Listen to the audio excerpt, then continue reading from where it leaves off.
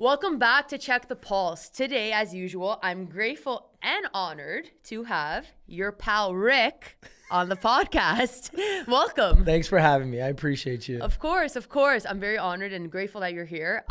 For those of you that don't know Ricky, I'm about to get him to introduce himself, so wait for that. But do the usual, like, subscribe, do your thing. Shoot me a DM if you want to be on the pod. I'm open to having anyone come on. Let's just have a conversation. It's not that serious, I promise. And show some love. I have some pretty interesting guests coming on from different industries, different niches. And I will say one thing. Someone DM'd me the other day asking me if this is scripted. It is not scripted. None of my reels are scripted. This is natural, in the moment, flow style. I don't hold a chart with like questions and stuff. I just want to make guests comfortable and make them want to talk about their experiences and not feel like it's forced. So I'm going to shut up. Let's dive into it. Ricky. No, I love that. That was great. I need to start doing that at the beginning of mine. That was really well done. Thank you. Yeah, no, thanks for having me on. This is great. I love coming on and sharing stories. I remember when I started my podcast 5-6 years ago, like it's one of the coolest things to do. I agree. Like sitting down with strangers and getting someone's undivided attention for an hour. Yeah. Is almost like unheard of these days. 100%. Unless you have a podcast, I don't think you can get someone's undivided attention for an hour. No. Ask like them to not like, pick up their phone. Literally, that's it. That's it. It's like, how do you get someone's undivided attention? Or like, people go for a bathroom break in the middle of like for something. I'm like, yo, what? We were just in the middle of a great conversation. Like I had to pee. Deep conversation or something. Like, but it's usually because they get nervous. Yeah. It's like they can't handle the heat. I love this too. And even that we're sitting like across each other, I love this. Good eye contact. Yeah, no, this is a vibe. The this. first time I filmed, it was with Anthony. And I was like, how are we sitting? He goes, you always go across because you got to look. Yeah. If you're looking here, then you could do it, but you're at the camera and this camera and whatever. But this forces you to like interact. I fucking love it. Good for you. Okay, Wait, why'd you start the podcast? Honestly, I thought there was a stigma around podcasts. Like I thought people felt they needed to be of this utmost success to share their story. I just wanted to give them a platform to speak about their life journey. I feel like everyone's gone through something that can impact somebody else.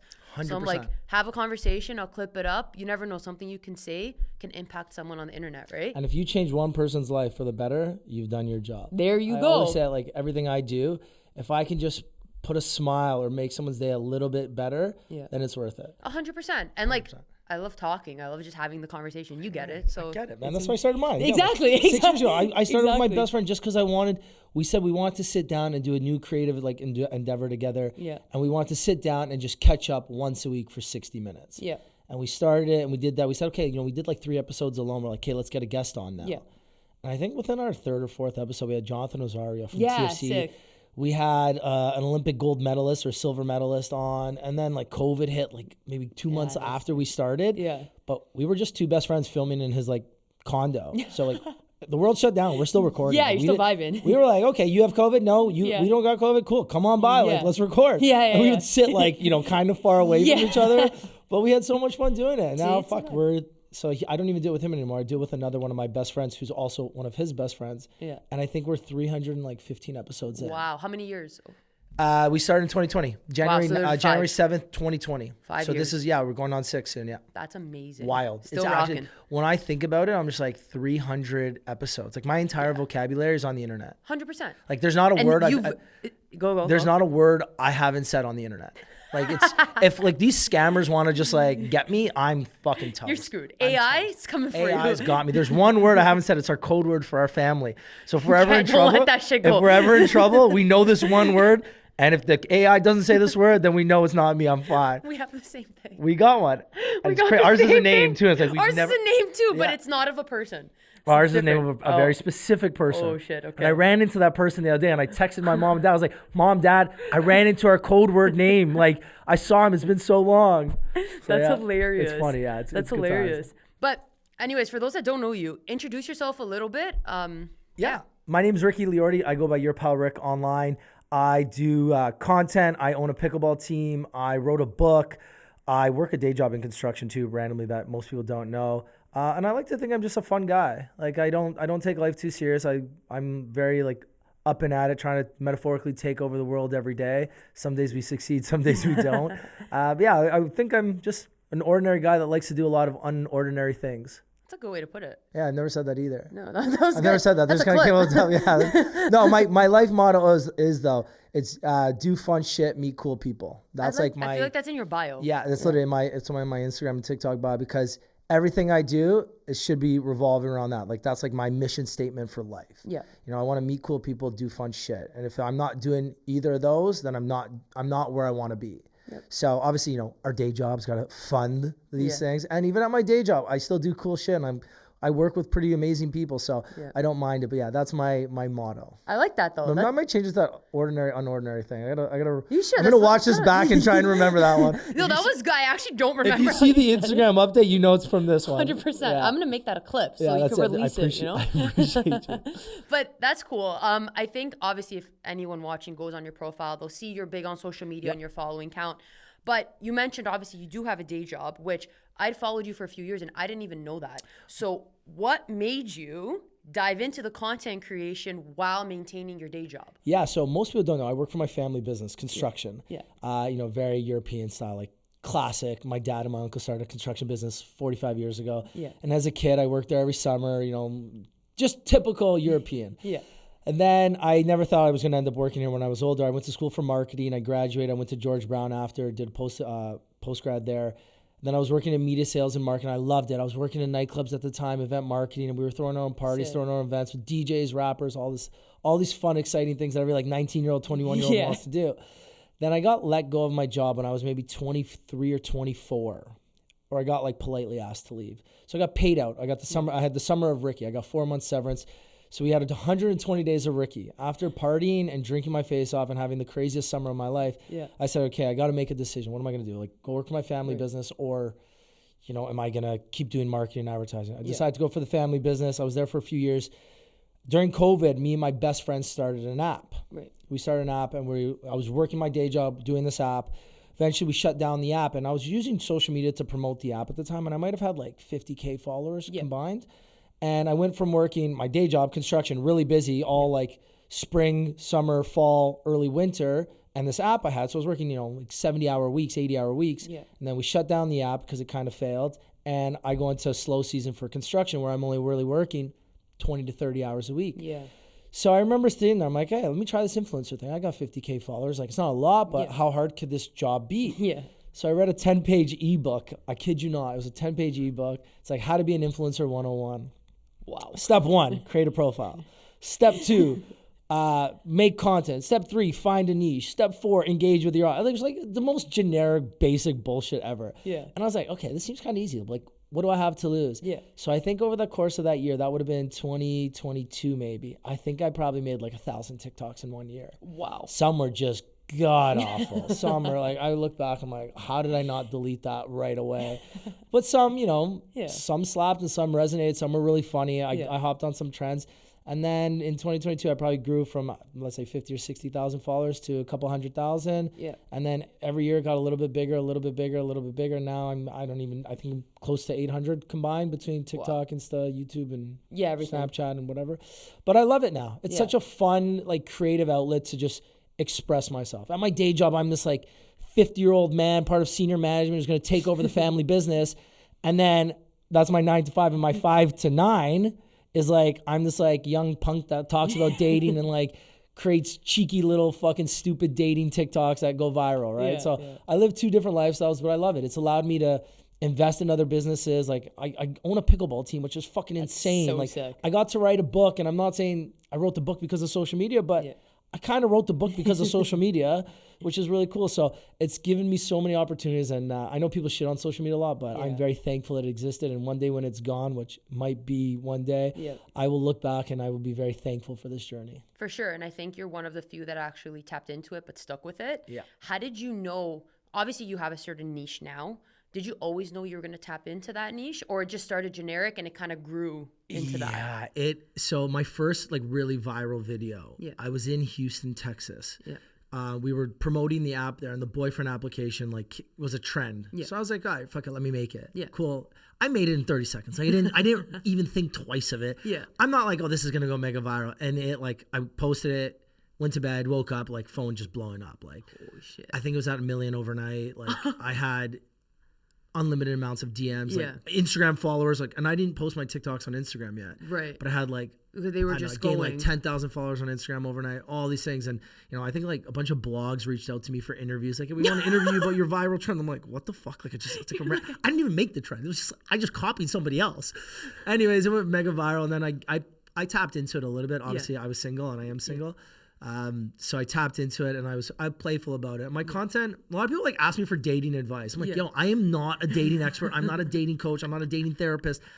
I'm actually the last person you should ask you for dating advice. Like, I make cheeky, relatable dating content. And I also like, now I've shifted my content a little bit towards like self-love and, the idea that you don't need somebody else to be truly happy. You just need to be truly happy inside. Right. So I kind of play around with both of them, but I'll get so many messages like, oh, how do you deal with this? I was like, man, when you find out, let me know, please. Like, I'm trying to figure out, like, I got my heart broken. I wrote a fucking book. I would much rather like a few therapy sessions or something. It would have been a lot easier. Literally. Yeah, it was wild though, right? That is crazy, but it's cool you kind of grew into it as well. And you saw what went viral and you worked with it. I feel like some people have one trend that they hop on, it goes viral, then they tried the next trend and the next trend. And it's like, if that worked, just run with it. You need to find, on social media, you need to be consistent. Right. And that in 2022, when I started doing this, I said, okay, I'm going to do this for a year. Yeah. And the goal was, I'm going to make 3 TikToks every fucking day, all day long. Yeah. And I think that week I did, or that year, I think I did. I was making, I would go to my family home on Saturdays because they had big bay windows, so you get really good lighting. And my condo downtown doesn't have good lighting. So I remember driving up there Saturday morning, hungover as fuck.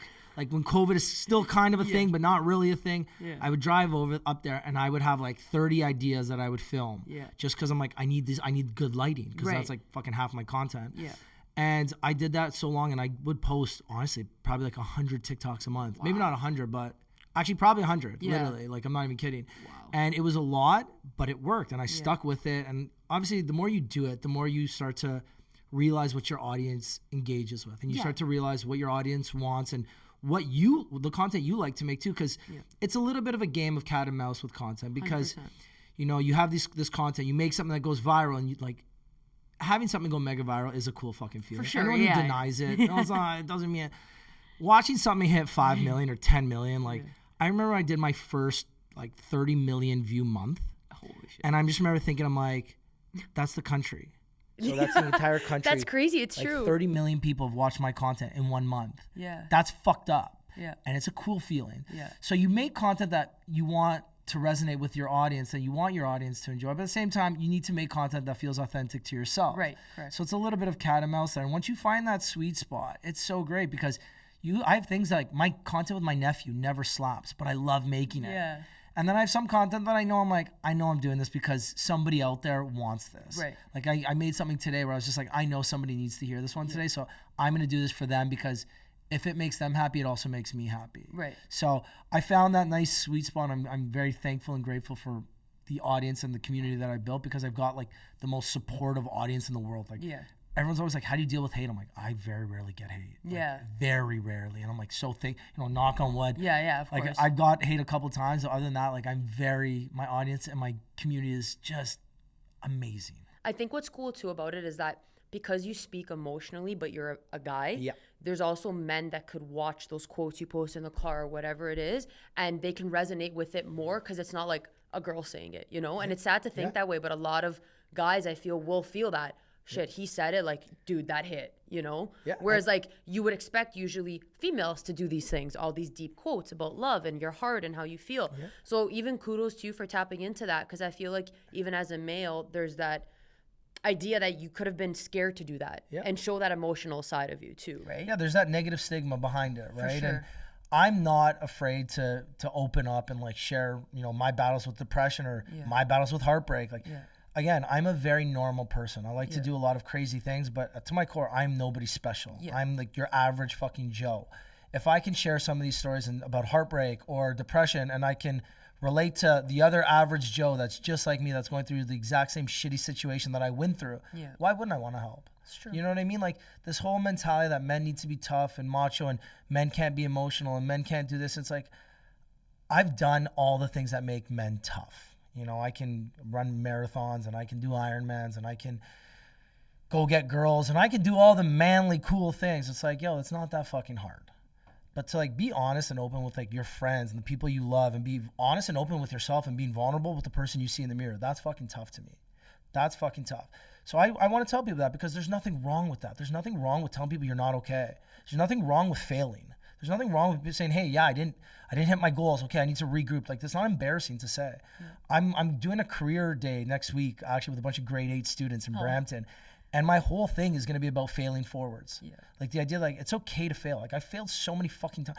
If I tell people how much money I lost on that app, it makes me sick. Yeah. Like, all the money I made, the grinding as a student at Western, throwing parties, all the money I made that I saved up, and I was fucking so good, and I saved up so much money. I blew it all in a year on that app because I was like, this is what we're going to do. This is our $1 billion idea. Yeah. Me and my best friends are going to be like Silicon Valley, like tycoons. And we fucking lost it all. Yeah. All of it. Wow. And I look back on it, I'm like, I don't regret one fucking day of it. Yeah. Because I learned so much from those like failures that they're not failures, they're lessons. Right. And because of those lessons I learned, like, I'm not saying I've made it now, but I'm en route to my version of made it. Right. And I'm en route to doing all the things that I want to do. And because I failed, if I never failed, like, who knows what I would have been? Like, maybe I would have been pedaling along and I maybe wouldn't be as happy because I'd be working a job that I didn't necessarily love as much as the life I love right now. Yeah. So I don't know where I'm going with this long rant tangent. It's okay. It's but the idea of like failing forwards is that's what. I lost my track. It's all good. It's all good. We're good. But honestly, it was good. It was inspirational. It worked. It worked.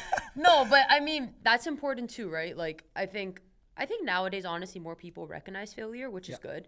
But I think the conversation about it still needs to progress because it's inevitable and it's part of life. And anything you do at any age, you're going to fail and no one's perfect. And I think the only con of social media is that a lot of people don't show their failures. So it just looks like all success. And even like if you think of the influencer side of things, like a lot of people will be like, okay, he says, I have to be consistent. I have no time. And it's like, but if you actually want to do it, you'll find the time. Like you were driving up to your parents' house, filming there, like it's not easy. Like some people I think also feel influencers are like these overnight successes. They had this viral like video and all of a sudden they're making $100,000. And it's like, but it's not, it's not like that. I'm not an influencer, but the ones I've spoken to. It's not. It is not like, okay, there's the 1 in a billion that does that, Yeah, like, yeah. You get those random people that have their 2 minutes of fame and then boom, they got 1 million followers overnight.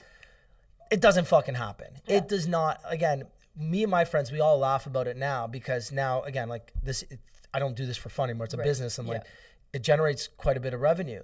But when I tell you, our group chat, I used to get roasted in the group chat. Like, I still get roasted, but I used to get roasted because I was hopping on all these like cheesy ass trends because that was part of my growth strategy. Yeah. And I would get fucking roasted. And my friends were like, Ricky, like, you're 30 years old now. What are you doing? Like, what are you doing? And I'm like, don't worry. You'll see it. And now, like, again, now I'm at the point where I've built this online audience and this community and I'm a quote unquote like successful influencer or whatever. Now everyone, like, we laugh. We're like, fuck, like, do you remember when you were making these shit fucking ads for laxatives and now you work with DoorDash, Starbucks, Nivea, like, I work with the fucking NFL. That's sick. Like, my favorite football team invited me to a football game and I sat in their box.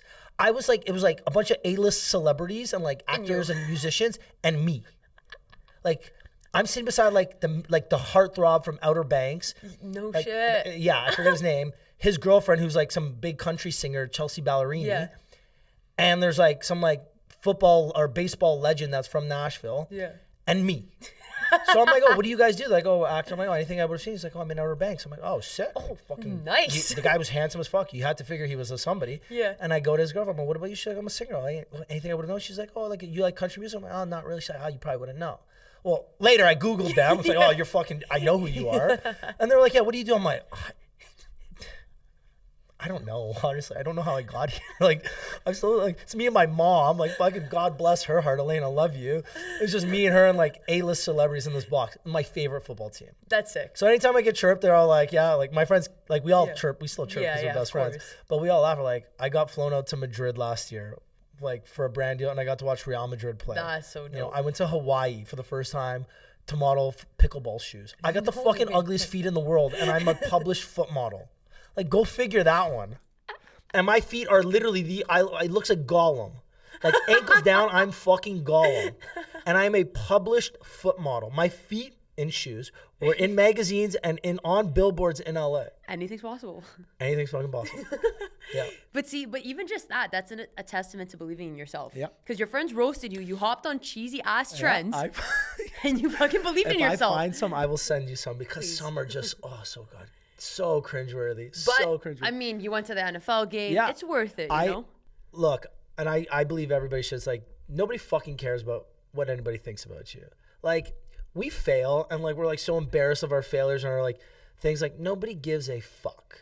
Like, and I say this all the time because people are like, oh, like it'll be so embarrassing. It's like, everybody's got so many problems of their own. Do you think they're gonna remember when you failed or you screwed up? No, they're so busy thinking about themselves. Yeah. Like, I failed so many fucking times that I can't even remember. I can't even remember my most recent failures because I failed so much. Yeah. And nobody fucking cares.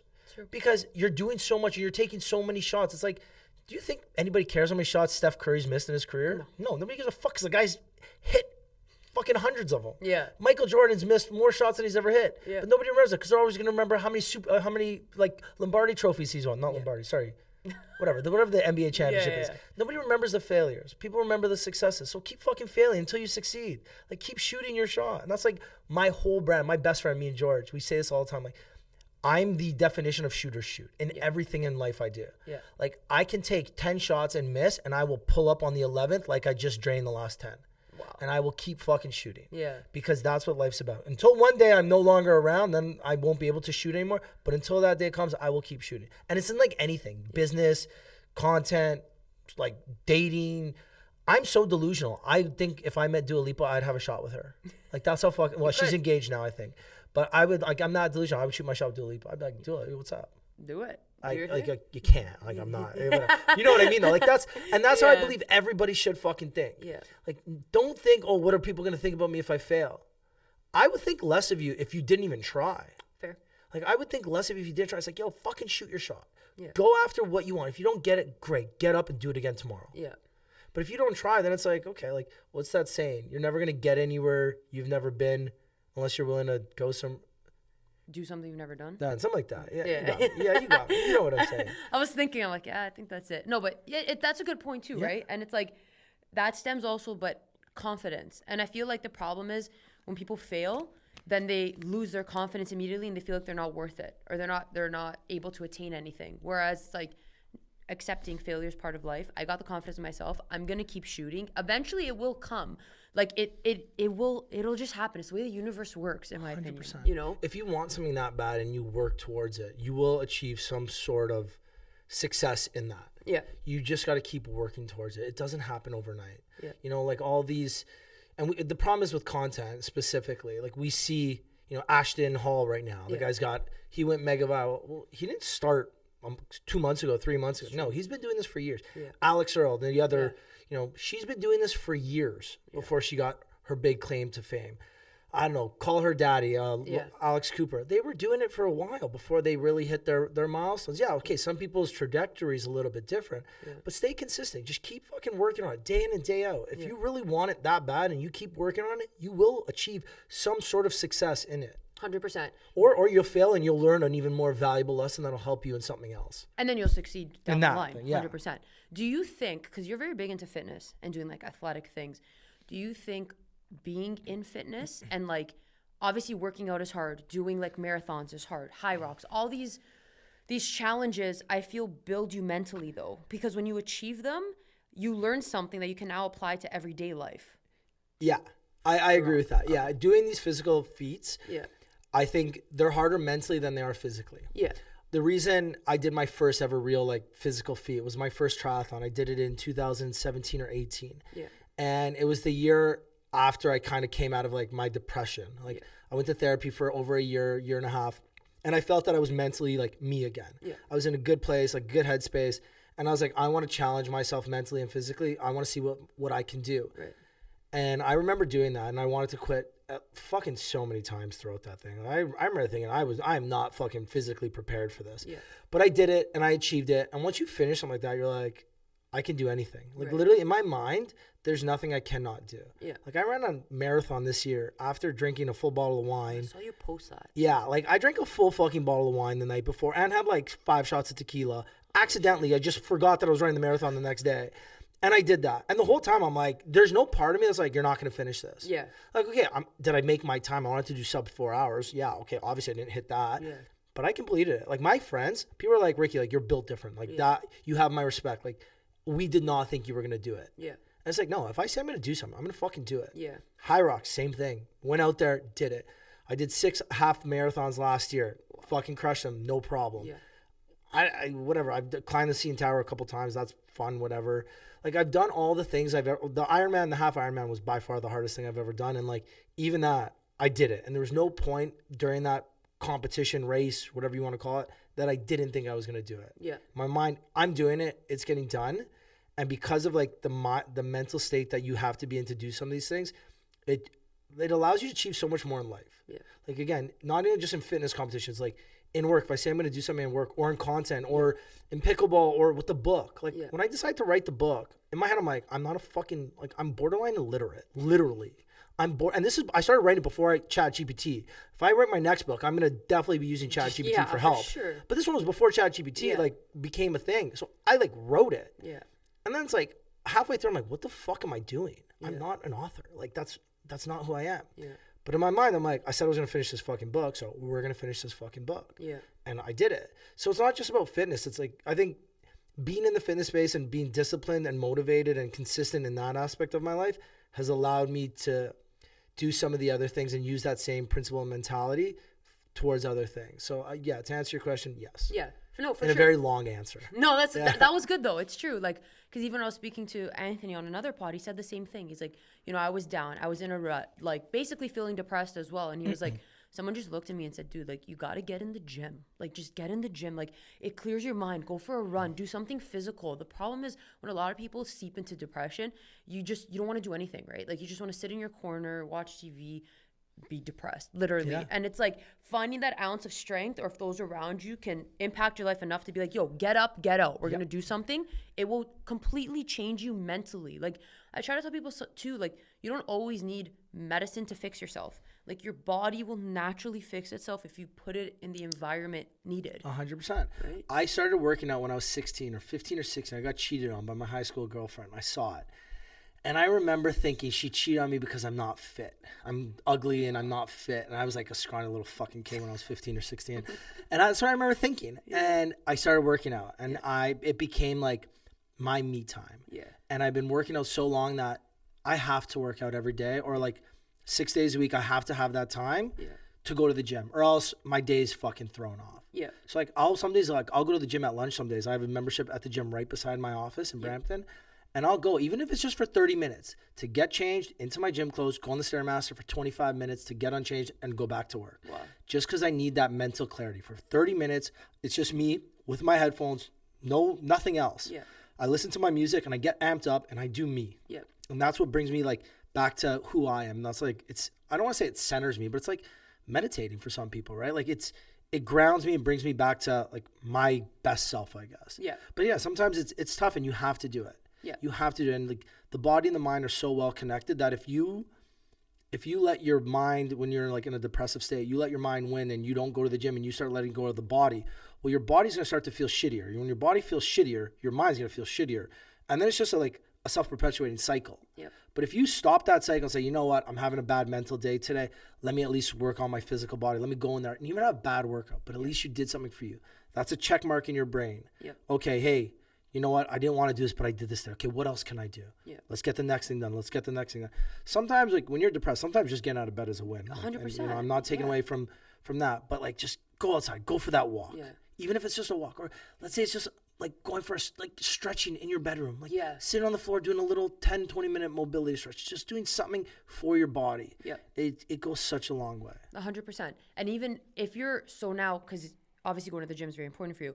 So if you're away, because you do travel a lot, will you still make the time when it doesn't matter where you are in the world to hit the gym? Literally, probably like 90% of my vacations I work out daily. Yeah. So Europe's a little different. Like when I go to Europe with like a group of friends, sometimes we don't, but like we'll walk or do a couple push-ups. Well, Europe itself is a workout. Yeah, it's you are right. You're very right. But like when I go to Florida, like, you know, when I was in Miami for the model volleyball tournament, I came back. I'm like, I barely worked out. And Jess, my coordinator's like, Ricky, what are you talking about? You ran one day. You did 20,000 steps one day. Another day you did 15,000. And the 2 other days you played volleyball. Like, I would consider that working out. I'm like, yeah, I guess you're right. To me, I'm just like, that wasn't a workout. Right. Like, I didn't. Or like you weren't in the gym. Yeah, I didn't run I didn't run the distances I was supposed to run. I didn't go in an actual gym. Yeah. But like, I still move my body, right? And I think that's why I don't get sick. 100%. I had COVID and I didn't even know I had COVID. Like, I just don't get sick because every day I take care of myself. I drink my water. I try and get my sleep. Yeah. But I eat fairly healthy or healthy-ish. Yeah. Like, I work out every single day. Like, I journal majority of the week. Yeah. I text my friends. I stay in contact with the people I need to stay in contact with. I have good conversations. Like, I'm doing the right things for my body and my mind that when I start to feel a little sick, I'm just like, no, it's not fucking happening. Yeah, it's like, I'm getting out of this. Yeah, it's like, fuck you, sickness. You're not entering me. Dude, honestly. Like, literally. Honestly, I've had those thoughts all the time. Like, when I start feeling it, I'm like, no chance. No fucking chance. I'm like chugging. I'm like, liquid IV, creatine, protein. Let's go to the gym and we're going to sweat this thing out. I don't care if I got to stay on the Stairmaster for 2 fucking hours today. I'm not getting sick. 100%. Because there's some people who be like, I feel it, man. It's coming. I'm getting sick. And I'm like, you want to be sick? No, like, it's a fuck that up. I feel it coming. Oh, we're going to battle this. You're going to wish you never entered my system. It's a fight now. Oh, when COVID came in, I was like, don't even test me. You're out. I'm going to beat your ass. It's done. Yeah, I'm fairly, lucky we're young, so it didn't wipe me out, but, knock on wood. But yeah, it's, I think the body and the mind are very well connected, and it's so important to just take care of our body and our mind. Yeah. And one thing, I get shit on online a lot for this. I've always said my future partner's got to be fit. Okay. And I'm not saying fit like needs to look like some fucking Instagram model or something, but they need to be into fitness and they need to be into like physical exercise and like physical activities. And people are always like, why? Why is that so important to you? One, I love it. Right. So like I would love to do high rocks with my partner or like run a marathon or a half marathon. Like I think that's like, hey, babe, you want to go to New York and run the New York Marathon like next year? Like, I think that's such a fucking fun thing to do. Like, my best friend and his wife did that. That's so fun. Or, like, doing high rocks together. I think it'd be amazing. But besides that, I want my partner to have the mentality, like, hey, we want to take care of our bodies long enough that we'll watch our kids and our grandkids be able to do something. I want to be able to play baseball and soccer or fucking go to dance classes with my daughter. I want to do whatever my kids want to do. And you need your physical body.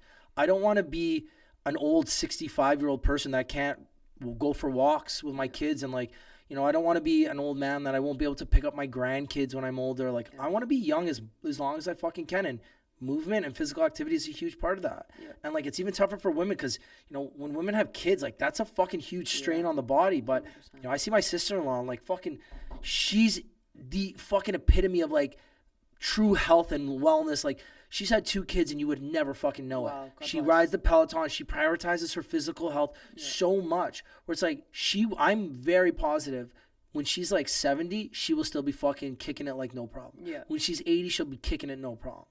And there's some people that just don't prioritize it as much. It's like, okay, I don't know what you're going to be like at 70 and 80. Like, but I know I'm 100% sure she will be she will be kicking it at 80. For sure. And I think also living in the society that we do in North America, like if you go to Europe, there's 90-year-olds that could probably run faster than me. Yeah. Just because you look at them, you're like, you're 90? Well, like, look at Italy. But that's what I'm saying. Like the fucking staircases in Italy. I fucking break a sweat walking up these stairs sometimes. And you got fucking Nonno Giuseppe over here carrying the salami and like two gallons of water up the thing. I'm like, what the fuck? Forearms the size of my legs. I was literally talking about this the other day because I was like, when you go to Italy and you stay in these little hotels that are 12 stories up, first thing you do is you look at your luggages and you're like, fuck. How? All of a sudden, they send this nonno that somehow runs shit. He comes down, oh yeah, you need help? And then you feel bad. You're like, no, I got it. Meanwhile, he'll grab 2, he fucking runs up the stairs and you're like...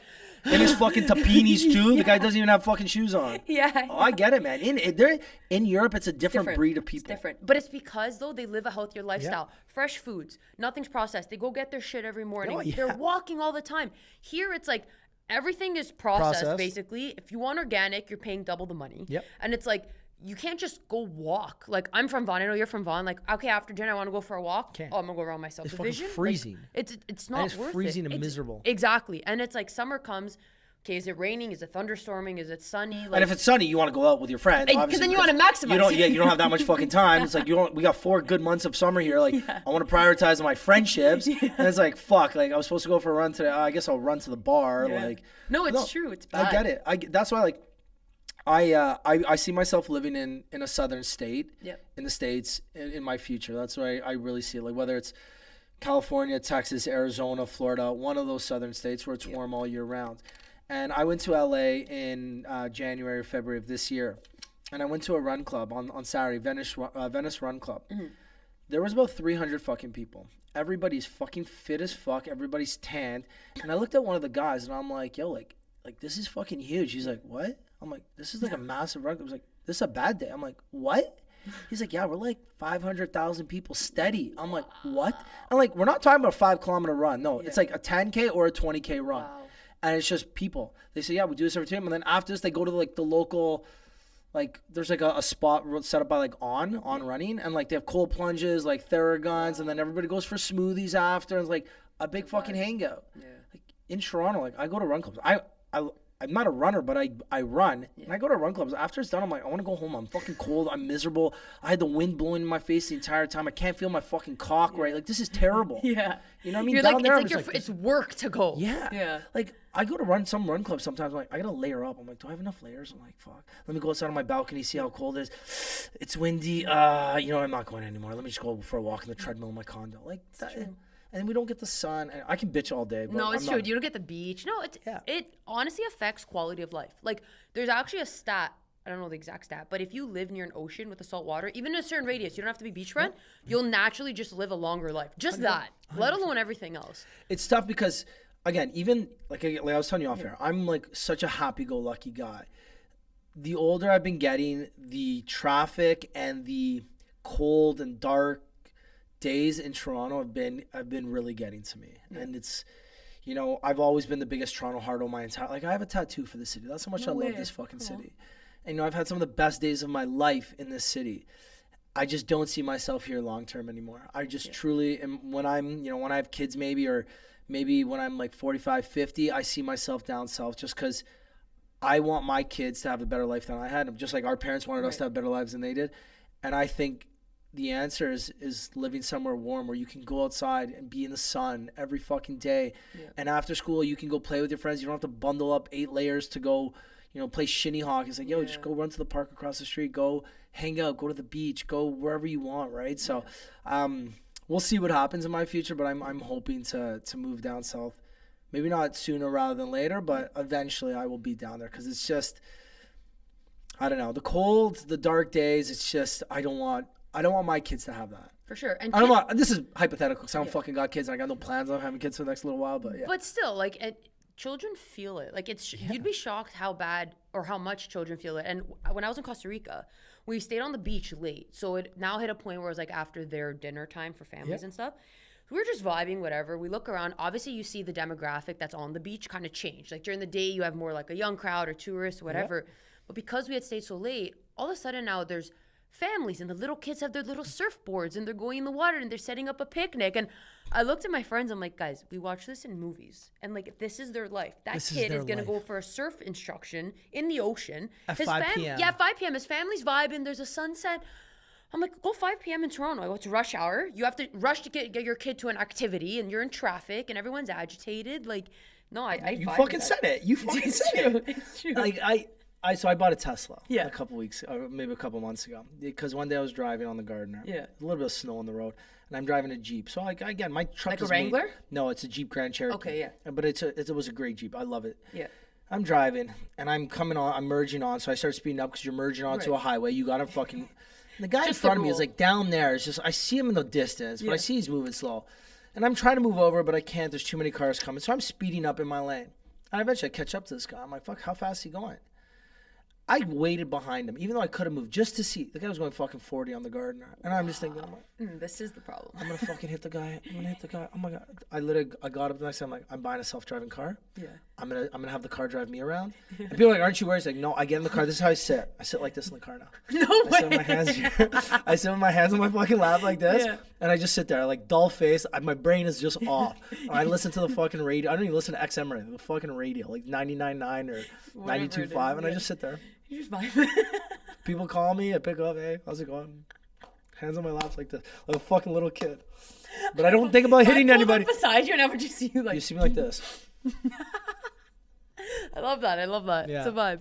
That's why I'm like, I can't do travel anymore. So Yeah, no, I don't blame you. that's where I'm at now. But I said I do think in the near future I will be out of Toronto. I think a lot of people will, especially the direction everything's going. Everyone's out of here. Well, we'll see, right? Hopefully, I really do, because I made a hot take on a podcast recently, and I'm like, if you think dating in your hometown is bad, you're part of the problem. Yeah. And someone's like, well, you just shit talk Toronto for 30 minutes. Like, you're part of the problem. And I'm like, fuck, you're right. So I'm really hoping this summer, like, the city comes alive again, because I do love Toronto at its core. Yeah. I'm hoping this summer the city just becomes alive and we just have so much fucking fun, and concerts are back and people are back and the bars are going again. People are drinking, having fun, going for runs, cold plunges, like doing the most. Yeah. I'm hoping it happens. Wait, what do you do for fun? Like, what are your hobbies? Stay positive. Honestly, I just go with my friends. Well, I play soccer. Okay. In the winter, I try to snowboard. Okay. Golf, I just took up. And then, Are you good at any of them? Soccer, I've played since I was 4. I actually so you're played at solid. Ryerson on scholarship too. cool. Yeah. Okay, so So you're soccer solid. is like my bread and butter. Yeah. Golf, I just picked up last year. Okay. Still a beginner, but So you suck? yeah, pretty much.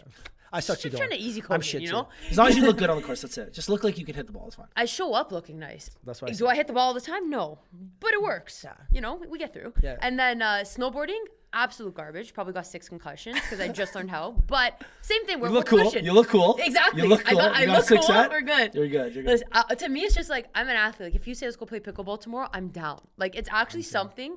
We're gonna talk about that quickly because that's something I've been wanting to play, and everyone's like, "How have you not tried pickleball?" I've tried every sport besides pickleball. What's the hype? And So rave it about. I host once a month when the weather's nice. So my family home, they built a pickleball court. Oh, sick. So once a month I host an event called Pickle and Plunge. Okay. So we invite a bunch of really good players, a bunch of shit players, and we all just fuck around for about a few hours, and then we all cold plunge and have pizza. And it's a big fun time. When I do it, I will invite you. Please do. We have probably 16 of us. Like there's young people, old people, professional players, shit so players. sick.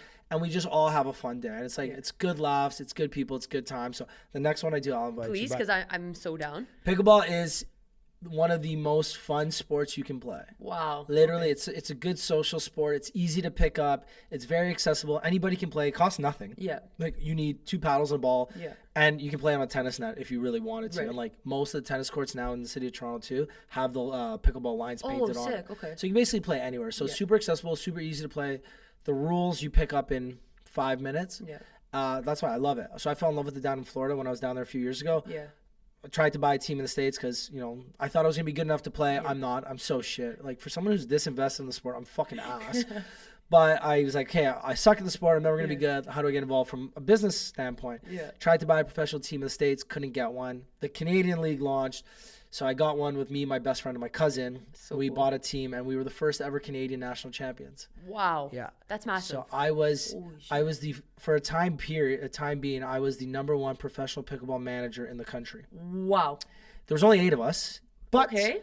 I cares? was #1. So now we didn't win last year, but now we're en route back to the top this year. We're doing a lot of really cool things with the team. Like we do the first ever pickleball in the mall event where we set up a pickleball court in the middle of Sherway Gardens, which is like super fucking cool. We have thousands of people watch it throughout. For sure. Yeah, this year we're going to be doing some other things. We started like a vlog series called Beyond the Kitchen. Okay. Really cool. I love it. I'm so excited for that. Gio, if you're watching this, great job on that. So just like we treat it like it's a real fucking sports league because it is. It's just on the very small scale. Right. Yeah. But it's like I do it with my best friend and my cousin. I'm like, it's a vibe. we get to draft players. Like I'm the boss. It's like real life fantasy. It's literally, we always joke it's real life fantasy. Yeah. Except like we had a draft and like we did it at my office. We set up the boardroom, so it's like a room like this. Real So I got shit. the Like a TV. Netflix documentary. Literally, and we got our content guy Gio, like he's filming everything. Before we're drafting the players, we're like, hey, we gotta call them. So we called them on FaceTime with them, like, hey Jada.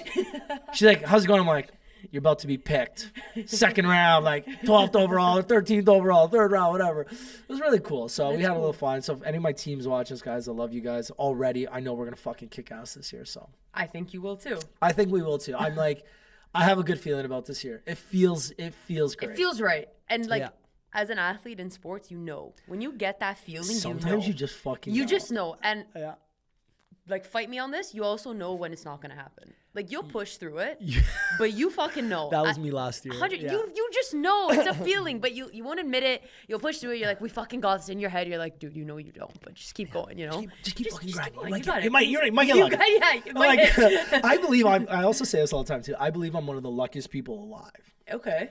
and I believe I'm just lucky because I let luck into my life more than everybody else. And I find myself being luckier just because it's like the yellow buggy effect. The more you think about yellow buggies, Right. you're gonna see them. Right. And I'll think about all the good lucky things in my life. And they're so like insignificant in the big picture, but I'm Yeah. like, I was so lucky. Like, I was at the right place at the right time to get this hat. Yeah. And I was like, well, 100 other people got the hat. I'm like, yeah, but I don't care about 100. I got the you. fucking hat. 100%. So if you think you're gonna be lucky, you just find yourself getting luckier, and it's fucking working for me. For sure. It's also perspective, but it's also showing Yep. gratitude. And the more Yep. gratitude you put out, like I believe the more will come Do you to believe you. in manifesting? 100%. Yeah, same here. Yeah. And some people don't, but I know people that don't. They're like, it's a Yeah. load of shit. I'm like, okay, well, Alright. exactly. exactly. It works for me. Yeah. Like I love it when people will tell you something about your life. I'll be like, oh, it doesn't work. I'm like, okay, so then why does it work for me? Yeah. Or like when people tell me like intermittent fasting doesn't work, and I'm like, I'm more fit than you, so respectfully, like, fuck you. Like, It's true. I'm like, oh, like you should be doing this to work out. I'm like, what? You're telling me workout advice? Like, I'm literally more fit than you. Like, fuck out of here. Well, it's always the people that actually aren't doing it that have something to say. So I posted. I did a run when I was in Florida. I tried to get a PB. I didn't hit it. And I posted a running video, and I run really weird. Yeah. Like, I know I run weird. I run, my hips don't move properly. I got bad knees. Okay. So I kind of like shuffle. Okay. I really fast shuffle, really slow run. Okay. So I posted, and I was just like, my recap run. And I literally, at the bottom of my row, I'm like, don't even bother chirping me unless you run faster than me. And if you don't, like, fuck you. Fair. Because I want to see you do this. Yeah. One of my buddies who's obviously a faster runner, he's like, bro, you run like shit. I'm like, respectfully, I know. You're like, I got thanks, you. man. I can't say anything to you. You can chirp me because you run way faster than I do, and you're way more fit than I am. So yeah, fucking say what you It's want. like, we'll take that. Yeah, I was fine, especially with the internet. Like, so many people think like just because I'm on the internet, you can say what you want. And like, True. I get people that'll chirp me, and I'm like, oh, I just want to fucking open up a can of worms on your fucking ass. But like, my brand is so like Right. family friendly, and it's a business now. So like, it's not just what I want to do. It's like, okay, this is a business now. Like, it affects me and the people I employ. Yeah. Like, if I say some fucking crazy shit and get canceled, well, now this business is basically done. Yeah. Two people out of a fucking job. Yeah. So I always make sure I'm very brand friendly and very family friendly. But sometimes I see comments and I'm like, what? Yeah. Like, But they do it to egg on. They want the reaction, right? fucking right they So the do. moment you don't react, then they get more mad because they're like, what the fuck? well, sometimes like I'll DM people privately and be like, oh, like, can you elaborate on that? Like, I'm just generally curious, like, of your opinion. Oh, I was just joking. It's like, no, that wasn't a joke. Oh, I didn't think you would respond. So that's why you said it? Because you didn't think I would but respond? think about it though, because you have like such a big following. There is a lot of people, I think more younger generation, that they have that like joke with their friends, like, oh, just comment, see if he says anything. You know? Yeah. And I think people forget that like it's still a human on the platform, and they're reading the shit you post. Like it's not a robot. Well, some people be like, oh, you didn't respond to like the 10 other comments. I'm like, I didn't see them. I didn't fucking see them, man. You think this is my, like, you think I just sit I'm here sitting reading there comments all day? Like, no, Yeah. I saw yours though. So what's up, man? Let's talk about this. And I don't respond to many people. Like, I was like, my DMs are closed 99% of the time. Yeah. But the odd times I read them all. Yeah. And sometimes I'm like, fuck this. Christina, we're going in today. What's up? Yeah. What'd you mean by that? Like, privately. Yeah. And I'm like, oh, I didn't mean it. It's like, what do you mean you didn't mean it? Yeah. You literally fucking DM'd me. Yeah. Like, there was no You emojis. went out of your way. There was no emojis. There was no LOL, ha ha ha at the end. No. This was a serious comment. Yeah. They're like, oh, I didn't think you were going to respond. It's like, well, I did. So what's now- up? Like, let's yeah, have this what's up? conversation. Yeah. No, but Listen. again, I just say a joke. Like, my audience, and very rarely do I get negative comments. Yeah. I actually went on a podcast in You LA. posted that you were getting all this hate. I was like, I I got actually went. I'm like, fucking how did shit this guy on. get shit on? I don't, like, literally. And they still were to this- bad. Oh no, I'm not even repeating. But I was reading some shit. I'm like, bro. I literally like, and the podcast, like, we had a good conversation. So Yeah. picture like me and you having this conversation, Yeah. and you release this, and I get shit on, and you're like, what? Like, we had a good conversation, and we had some good laughs too. And like, we Yeah. still like, I'm like still in touch with them. Yeah. But you read the comments, and so many were like negative, like, fuck this guy. This Yeah. guy's like Get insufferable. this guy Like, off. I've yeah, get never the- paused an episode Yeah, I was just like, before, but this whoa. one, I was like, bullshit. And I was just like, it was so funny because then I had like on the other side, I have so many like Yeah. fans and like my DMs be like, yo, that was so relatable. Thank you so much. Blah blah blah. I just couldn't believe. I was like so like flabbergasted by it. I was like, holy fuck. I'm like, I was not expecting that. So now every time I go on a podcast, I'm like, I wonder if I'm going to get shit on today. Who knows? I mean, at least people are invested. I don't mind. You know what? I don't mind. Again, when you put yourself out there, anything you do, the more you put yourself out there, the more shots you take, 100%. the more criticism you're going to get. For sure. When you put yourself all out there online, you're going to get criticism online. So it's part of the game. I don't mind it. I've got fairly thick skin for now. Maybe when I'm older, it might get to me a little bit more. Patience withers away. Yeah, my patience. Maybe one day I'm like, fuck this. I'm going in today. Jessica, blah, blah, blah, blah. Starts going after all of them. Yeah, imagine. No, I try and be very family friendly online, especially because like, again, I work with brands. For sure, like, yeah. The last thing I'd want is like one of my brands to be like, yo, Ricky, we saw this comment. Like that is such a shitty email to get. Yeah, and it's also just like, okay, so now you have no self-control. That you're throwing away an entire business because someone you don't know that you've never met is saying something. From some burner account. Correct, yeah. Like, do I need to do this today? No. No. And I like to be happy go. Like I like to see the positives. And so sometimes I'll just be like, oh, okay, let's keep scrolling. Yeah, move past. Do you ever get hate for anything you do? No, not recently. Before, there was a few times I posted some clips on TikTok, and this guy was like, you're using a sound machine, and that's not your voice, and you're speaking all tech. And I'm like, first of all, I don't even know what you're saying. Yeah. And second of all, it's just like, yeah, thanks for the comment. It's helping the algorithm. Every time someone shits on me, I just say, thanks for the comment. It's helping the algorithm. 100%. It's the best part. The best part is like you get like 4 or 5 like comment debates on the same thread. It's like, all right, by the way, like, you know, this is just boosting this video some more. But that's what people don't understand. It's like, so clearly you had a shit day, first of all, because you don't know me and you're shitting on me. Great. Second of all, it's like, you're helping me. So you're actually still losing, though. Like, I had one girl once. I forget what she said exactly, but she basically, like, it was a negative comment. Yeah. So I clicked it, and she's following me. I was like, you know you can unfollow me, right? Yeah. She goes, no, I can't stand you, but you're cute, though. And I'm like, bro. I was like, you can't stand me, but I'm cute. Like, that's... But you're leaving negative shit. Yeah. I was like, whatever. I'm taking this. Thanks for the comment. I'll talk to you later. So much. Next. And I'll see you next. Make sure you like, subscribe, save on the next one. If you're going to support me, keep supporting me. Yeah, if you're going to support, just keep it consistent. Yeah. If you're going to talk shit, just talk shit all the time. So at least I recognize that name, right? It's you. Yeah. Let's break a bit into your book. Guys. Yeah. He brought me a copy. I didn't even expect this. It's my love language. I love giving people either things I've made or now the book. Yeah. If I knew you were a hat person, I would have brought you a hat. The next time I see you, fucking good. You give me a hat, and then I'll wear it to the pickleball thing. I'll let you know. We have our generic, the cream and green. Yeah. Our colors weren't cream and green at all. I just love those colors. I was like, fuck it, we're making that hat. Yeah. So now we're making camo and orange. That's sick. And then we're going to do a limited run of like bubblegum pink. That is cool. Pink. So it's like, it'll basically, do you know the Dairy Boy brand that did like these pink tracksuits, like pink camo? Maybe if I see it. Anyway, so we're doing a pink camo hat. So that's sick. Now we're going to release that hopefully in like June, July, and we're just going to do 50. And we don't sell them. All right. Like we started to sell them, and then I was just like, this is too much work. Yeah. Like, I don't want to sell. Yeah. So we just give them to guests or people like friends of friends, or like when I go on podcasts, I'll just like bring a hat or a sweater or a book or something. All right. That's But sick. the book, like, I'll meet people, and we were talking offline. But like, I'll send people flowers or like send people Starbucks gift cards or DoorDash, whatever. I love when my book's on sale because I don't know how the book like works on sale. It's like randomly on sale on Amazon. You're like, what the fuck? So every time it's on sale, I'll be like, oh, cool, it's on sale. I'll be like, okay, like I'll post close friends. Who doesn't have one, by the way? Whoever not sent one to you. Oh, I haven't. Drop your address. Let me send you one. I'm like, cool. So it's like my love language. I love that though. Yeah. Well, I appreciate it. Tell everybody a little bit about it. Like, what inspired you to make it? What is it specifically? Because it is a journal. Yeah. So it's a poetry journal. It's meant to be a companion on your journey through love. The way it started is I've been journaling for years. I've been journaling since I started, my therapy almost 10 years ago now. Yeah. And I'll never forget, my therapist was like, hey, do you journal? I'm like, no, I don't fucking journal. She's like, you should start journaling. I'm like, I'm fucking depressed. You want me to journal? Yeah. Dear diary, I'm depressed. Thanks, bye. Yeah. She's like, no, Ricky, it's not a diary. Just write down your thoughts. That's all journaling is writing down your thoughts. What's in your head? Things that are consistently coming up, what makes you happy, what makes you sad. The more you write things down, the more you'll start to see consistencies and you'll see patterns. Right. And it's like, hey, wait, like traffic's made me mad 5 days in a row. Okay, obviously let me try to fucking avoid it. Or hey, working out has made me happy 5 days in a row. Like things that I'm grateful for is, going out with my friends. Okay, like let me try and do those things. So I started journaling since, I don't know, I was like 25, 26.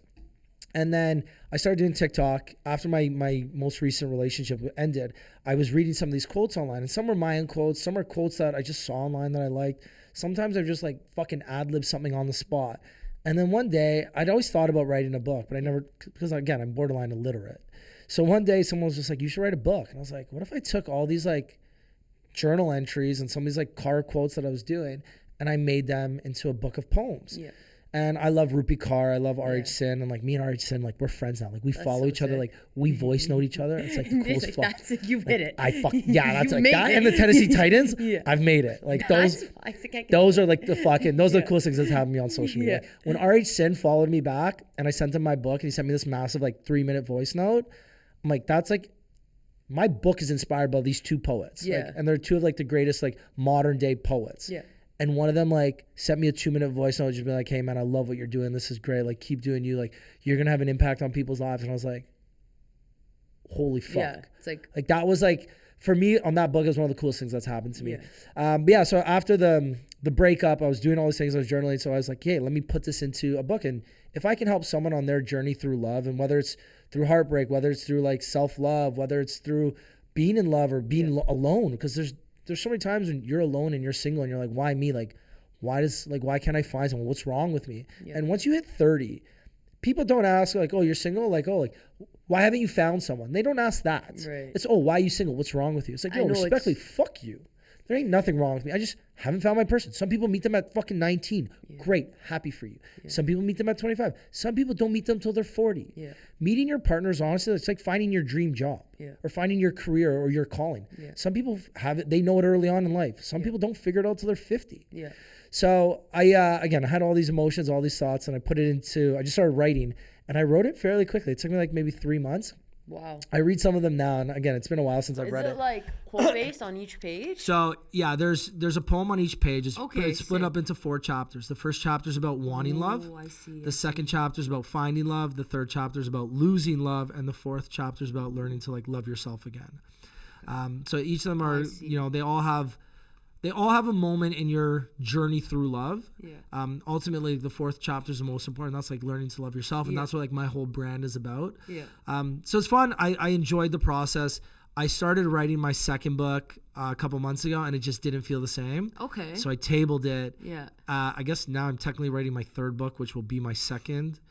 But the one that feels right. The one that feels right. And I have it, and when I announce it, it's going to make so much fucking sense. And I have the whole book envisioned in my mind, and I can't wait to get it done. Well, that's massive. First of all, congrats on even moving to a second book. Especially after we were talking about failures. The failure, quote unquote, of the first one where it didn't feel right. And you acknowledging that, because some people will push through that. It won't feel right. They'll still do it. But then that's basically misaligning with your authenticity, right? And even this, like when I originally launched it, like the goal was I want it to be a New York Times bestseller. Okay. And I'm like, okay, well, yeah, it's very hard to do. It's very fucking hard to do. So I was like, okay, how do I do this? Okay, you gotta sell 10,000 copies in 1 week. And I'm like, I don't know. I don't think that's that fucking hard. Like, and you have a big following. I have a massive following. Well, yeah, it's hard to sell 10,000 books in 1 week. So I technically failed on my goal with that book, because that was like the original goal. And my publisher was like, step back a bit. Like, it's not that easy. And I'm like, oh, sell 100. I've got like 500,000 followers. Like, I'm going to do that. All I need is 10,000. No, like, I think pre-sale we sold 150, and I was so grateful to sell those. And I think right now we've sold like, I think 5-ish thousand in the 6 months I've been doing this. And I'm so grateful for that. But technically, for my original goal, when I wrote the book, I failed. True. Like technically, that was my original goal, was to write the book, check, achieve that goal. But sell 10,000 copies in a week, fail. But I'm so grateful that I got to do this, and it was one of the, if not the coolest experience of my life. Like that of last year, all the things I did last year, that was the coolest. Wow. Yeah. Okay. All right. It's fun. actually cool, and I like the titles of like the different chapters. But wait, I landed on this quote, and I want to read it, because like it's just weird that I landed. I love seeing how people read it, because everyone reads them differently. And they're again, it's art, so it's not 100%. There's like, it's missing punctuation too, just because I didn't like the way the punctuation looked on certain pages. So like it's bad, but it's kind of giving like Rupi Kaur in a way. So Rupi Kaur and RH Sin are like the two people. The way they write is kind of how I tried to write. Right. Obviously, I'm not as good as them. Like they're fucking legends. But that was the inspiration behind them.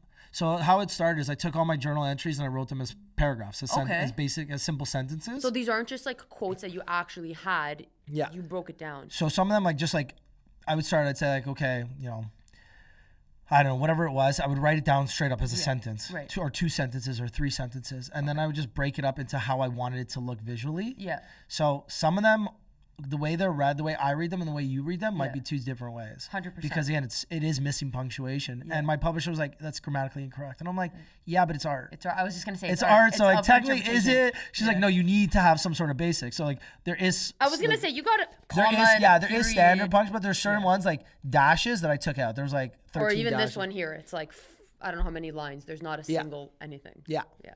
And like some of the first, like some sentences or some lines are like 10 words, whereas others are like 3 words. Literally, but it gives a vibe though. There's something to it. So my next one, I know how my next one's gonna look, and it's not gonna be written like that. It's gonna be more paragraph style. Okay. And it's gonna be meant to like be read properly. Yeah. I think. Like a book. Yeah, properly like a book. We'll see. I have it. I'll tell you offline after. Okay. But I'm really excited for it. I don't know when I'm gonna have the time to sit down and really do it. I'm gonna try and get a literal agent or a literacy agent, just so I can sign with a bigger publishing house to get a larger reach. For my first book, I signed with a small independent one called Life to Paper, Tabitha. She was amazing, and it was such a cool experience, and I know her personally. Yeah. And like, again, these are some of like most vulnerable moments. Like this is like my fucking own personal journal entries, like for people to read. It's, it's a lot. Like it is. I remember reading it, and I read it to my mom and dad before, and like they loved it, and like I loved so many of them. Yeah. And when I read it in front of like 200 people at my book launch or 150 people at my book launch, I remember fucking shitting my pants. Yeah. I remember, and I don't get nervous. I can public speak. I'm like fairly chilled like that. But I remember sitting up there. I got the book in one hand and I'm holding the mic. So I'm already uncomfortable because I'm holding a mic. Right, yeah. And I'm like, I felt my hand getting so fucking sweaty. For sure. And clammy. And I'm because that's like your heart in your hand. Literally. Yeah. It's like, those are my most like vulnerable moments. And like, sometimes like people are like, Rick, I fucking hate some of these. I'm like, yo, cool. Like to you, and even to me, the ones, they're so funny. Some of the ones I cut out of the book, because originally I had like 300 or 280, and there's only 200 of them there. Some of the ones I cut, I read, I'm like, how the fuck did I cut this? Yeah. And some of my favorite ones from almost a year ago now, I read, I'm like, I hate this. I fucking hate this. It's because things and change. and I read them, now that I read them sometimes, like ones I haven't read in a little while, I read them differently. Wow. Because I'll look at some of the content I made, 6 months ago when I launched the book, and I'm like, why did I read it like that? It's true. But that's how, in that moment, that's how I felt. But that's the nice thing about art. It's like perception. It's where you are at that time. That's how you feel, interpret what you're going through. Like, that's massive. Yeah. So question for you. You don't have to answer this if you don't want to. What's something that nobody knows about you? This is my generic answer I give people. So I got my tongue cut when I was in grade 8. I was tongue-tied for the first, 10, 12, 13 years of my life. Holy shit. So my tongue, the webbing underneath my tongue came all the way to the tip of my tongue. So it didn't move. And so when I would like stick my tongue, it would like roll almost. And usually kids have a speech impediment when you're tongue tied. So like they find out by like 5 or 6 and they snip it because it can cause social anxiety and it can cause like issues, right? People that like kids that don't speak properly can get bullied and it can lead to like a tremendous amount of issues down the road. Right. Well, I never had a speech impediment. And I just kept fucking talking. Shit. And then one day I was in grade 8 and I was just like, oh, I gotta, someone's like, oh, lick the milk off your lip. And I'm like, and like, what's wrong with your tongue? I'm like, what's wrong with your tongue? Like, oh my God. Like, I got home that day, went on like fucking AOL.com on my like fucking dial-up internet and we figured it out. I was tongue-tied. So I was like, Mom, like for my birthday, can I get my tongue cut? And we did it.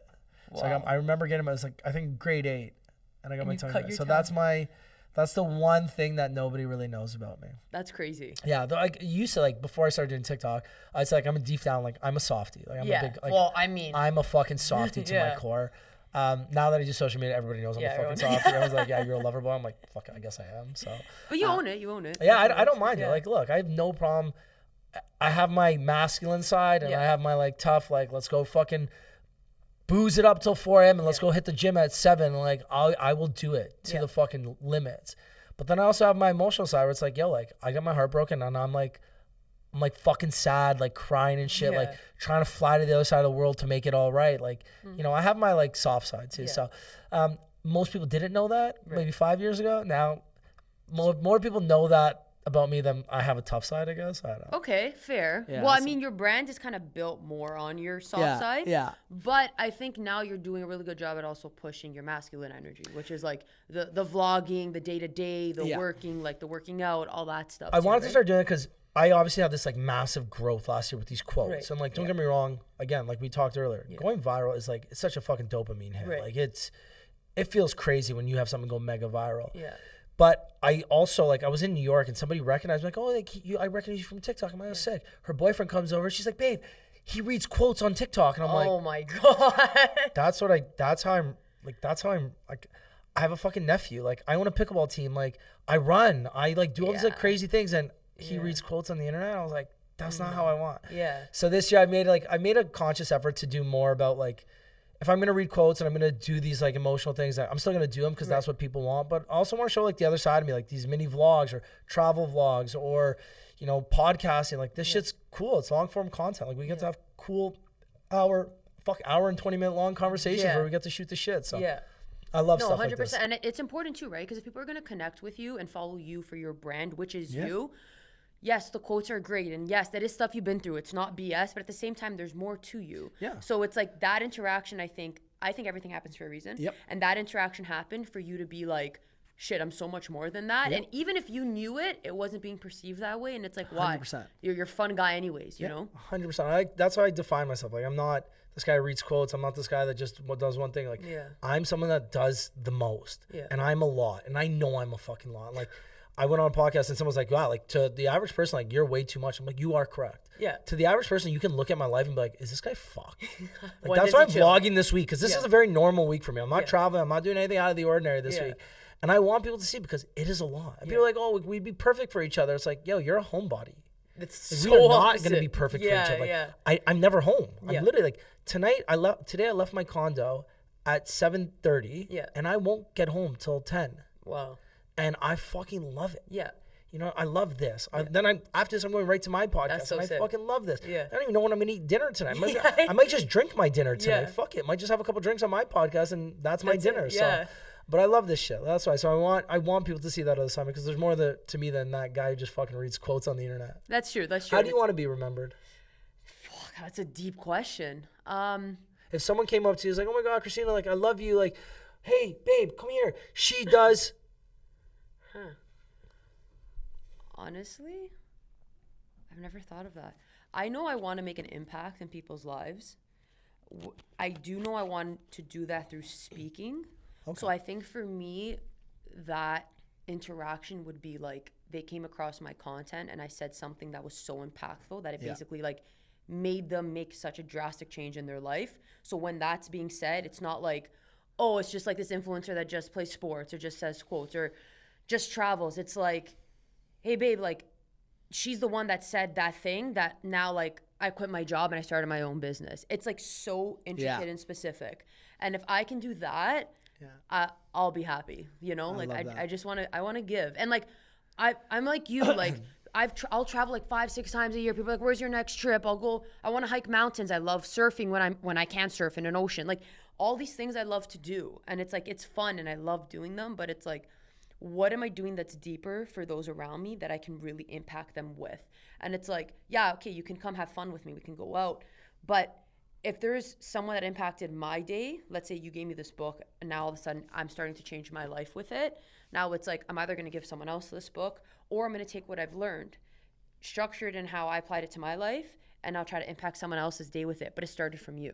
And to me, like, I think every human should play that role to a certain point. It's like, we're meant to operate out of love at the end of the day. You know, people are going to have hate and it's natural. But if you just remember that most of the times that people are reacting out of hate, it's just a projection.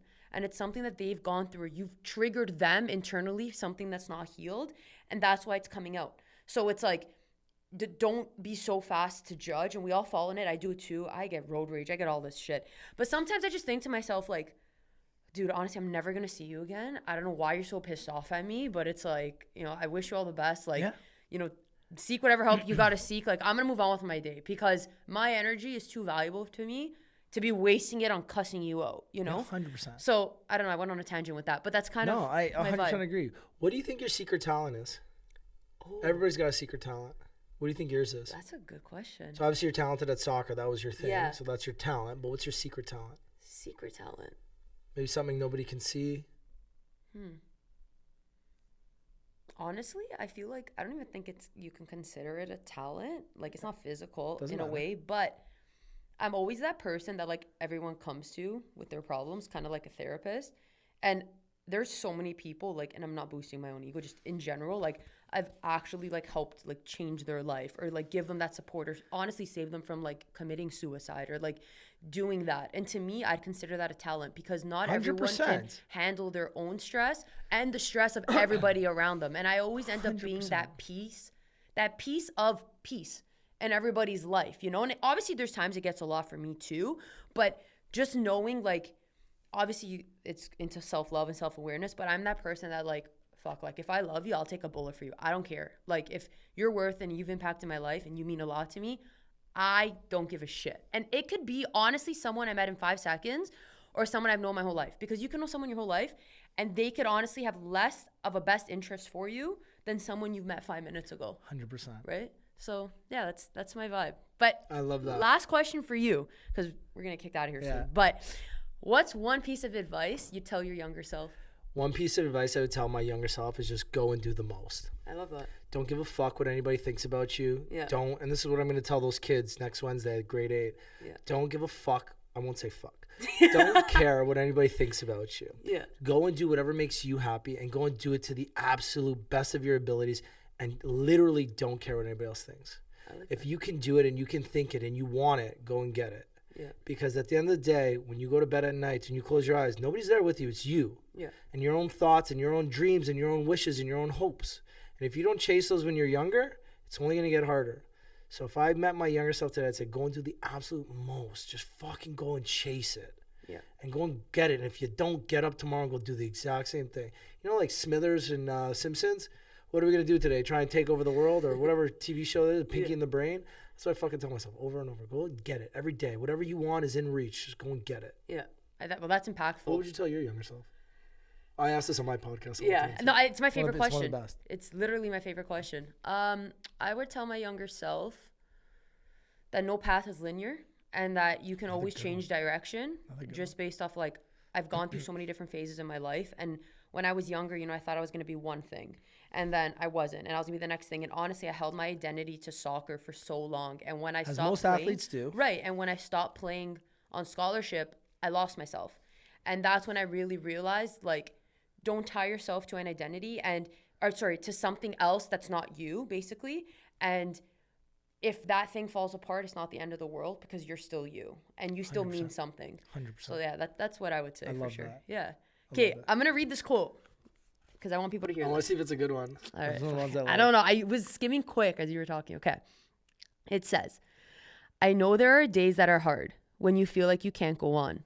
But remember, the sun will rise and set today and again tomorrow, and so will you. Keep going. Hold on.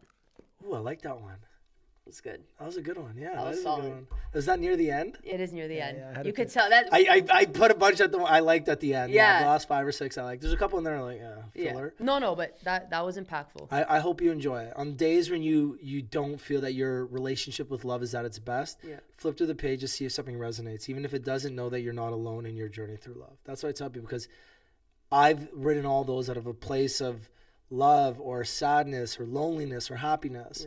So wherever you are in your journey through love, know that I was there too and I'm there with you. That's the idea behind it. Thank you. That's very impactful, and I'll definitely let you know if I ever hit those points when this actually saves me. Because I know hope, it will. I hope it doesn't save you, but I just hope No, but save me in the sense like you know Yeah. you get down on yourself. Yeah, It's yeah, that pick me up. 100%, So, 100%. but thank you for No, coming thank on. you for this was so nice. I Yeah. appreciate you. No, this was You're great. a great host. Thank you. So are you with the questions coming back. Appreciate it. But I love it. this was great. And guys, as usual, like I said before, like, subscribe, do your thing. Give Ricky a follow. This guy brings the hype. Go on YouTube and also follow his vlogs because he's got his TikTok, he's got his Instagram. This guy's building up his YouTube channel Fuck and yeah. he's vlogging. Thank so you. show I him love that love. that. Yeah, I love show him that that. love. Honestly, guys, long form's coming back. And if you really have an interest in someone and actually give a shit about them, you'll care about what they're posting for longer than 30 seconds. Thank okay? you. I love that. I appreciate you. That's my wrap. So thank you. Thank you.